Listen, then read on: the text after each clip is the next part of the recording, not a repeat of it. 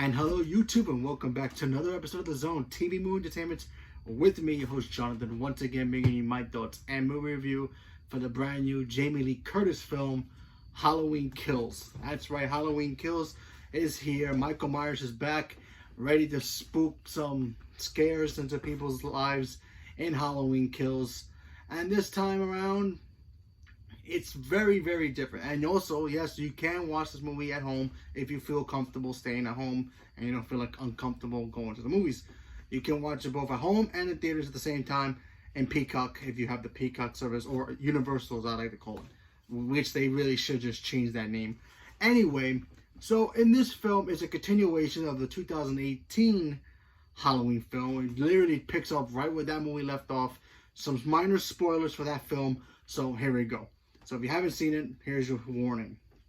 So at the end of that film, Laurie Strode and her family literally burned down Laurie's house with Michael Myers inside it, and thinking, okay, it's done, he's over, we don't have to worry about him.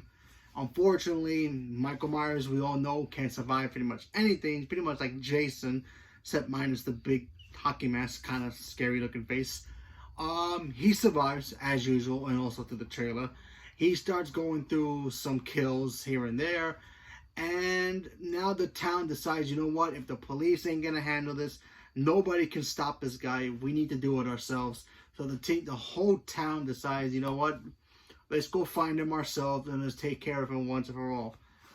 And I'm watching this film and I'm thinking to myself, wow, this has a lot of feels towards what Halloween 4 and 5 had. 4 and 5 is when the town, if you remember the original 4 and 5 films, Michael Myers was after his niece in that film, and you know, the cops and the town folks, you know, they didn't really understood what to do with Michael Myers, especially the cops and the town folks. They were sick and tired of Michael Myers just running around doing whatever the heck he wants, breaking out of, you know, the mental hospital that he was in, or the prisons or whatever, and terrorizing the town, terrorizing the children, all this and that.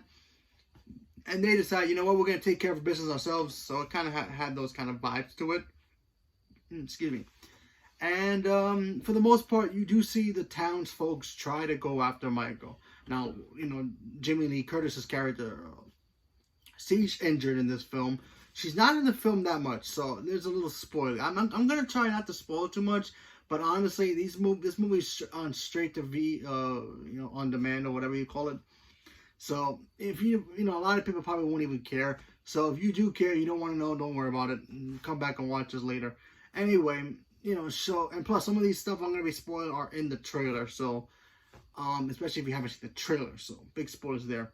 So she's in the hospital. So we really don't see a lot of her, but it was all about her granddaughter and her daughter trying to find out how to stop Michael Myers with the townsfolk. And for the most part, this film, look, I'm a huge Michael Myers fan. I think he's like one of the coolest characters they have ever created for the slasher world. Minus, you know, obviously Jason, Nightmare, you know, Freddy Krueger, Chucky, and of course, even Ghostface. You know, he has a very certain uniqueness to himself. You know, he's just a normal guy, but there's something supernatural about him that we just don't understand. It's not like how Jason, you know, he's literally been to hell and back, and, you know, nobody can stop him. Or Freddy Krueger, who gets his powers from nightmares. You know, he's just a normal guy that for some reason cannot be explained how they can stop him. You know, we've seen, you know, with Ghostface in certain movies, there's always 2 killers or even 3 or whatever it is. Sometimes they wear bulletproof vests. So that's something, you know, we can explain. Michael Myers, not so much. So in this film, you know, they really try to retcon a lot, especially after the first film. The very first original 78 film, or 74, I can't remember which year. The original film. You know, they say that that's the original film, then it goes to 2018, and then it goes to the new one, which is Halloween Kills, and they ignore the other ones. So they try to take the first one and try to stretch it out as much as they can in this film. And, you know, the film pacing is a little slow, and, you know, it takes a while. We see Michael Myers do some kills here and there, and then it goes quiet for a little bit with him.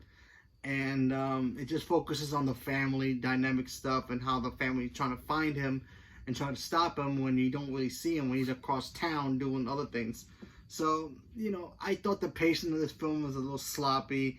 I thought the fact that, the kind of marketed it kind of bad as well. Yeah, they made it look like, okay, Jamie Lee Curtis's character is going after Michael Myers in this movie. And not so much. I'm sorry to say, minor spoiler there, but I'm sorry. She really doesn't really do too much in this film. Now, it doesn't mean that, they're like giving up on her character. I feel like they're going to save it for the third film. Yes, there's actually going to be a third film called Halloween Ends, and that's next year. Literally, it was supposed to be this year. Halloween Kills was supposed to be last year, but it got pushed back. So now you know. But overall, I thought this movie was alright. It had some cool moments where Michael's doing his killings. I always like watching that stuff. I always enjoy watching him move around, do his thing. And there's even moments in the film where, like, this isn't a trailer, so there's not much of a huge spoiler, but there are scenes where, they try to take his mask off.